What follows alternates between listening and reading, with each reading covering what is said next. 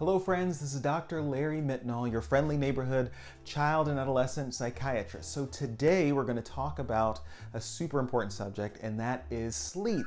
Now we're going to focus a little bit more on the sleep of teens, but let's be honest, we all could probably use a little bit of improvement, and the truth is the content that we'll be talking about also applies in many ways to younger kids and older ones, whether that's you or your spouse at home. So you'll want to stay tuned for that. You know, your parents told you about personal hygiene and about dental hygiene. Today we talk about sleep hygiene and what you can do to especially help your child and your teen to get back on track. Stay tuned.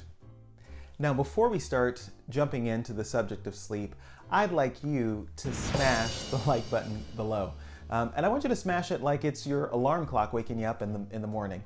As I've mentioned before, that really helps us in terms of our mission of reaching more people. It breaks the YouTube algorithm and allows more families and kids hopefully to be supported with some of these facts and helpful hints to help their children thrive. So thanks for joining the mission. Now let's get to it.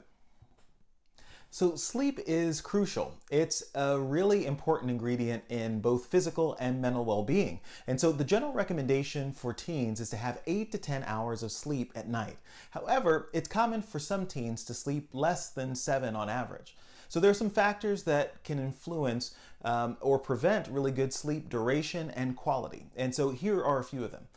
One, in terms of natural sleep phase delay or a shift of a child's biological clock. As they enter puberty, this can happen. And so for bedtime, if it's typically at 9 p.m., a sleep phase delay could be 2 hours. And thus, they might not be really sleepy until about 11 p.m.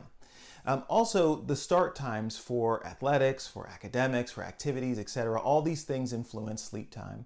Socialization with other kids, after-school activities when possible, household chores, and some of the common tasks that are required at home, homework. And last but certainly not least, our kids' devices certainly impact their sleep profile at night. So what are some options for intervention and improving your kids, especially your teens' sleep hygiene? Well, one is it can be helpful to be scientific about it and track their sleep patterns and schedule. Also, maintaining regularity to the sleep schedule, including on weekends and non-school related times. And this can be some of the hardest to do. Sleep environment. So making sure that their sleep environment is conducive to actual sleep and not, additional work or socialization or eating or all the other things. The bedroom conditions actually make a difference. So degree of messiness. Really make it more comfortable, quiet, dark. Those are the things that tend to help. And only use the bed for sleeping. So not all these other things that we often scramble our brain and confuse it into thinking that we're laying down to do something else, like eating, like texting, like writing a novel or a short story to a friend.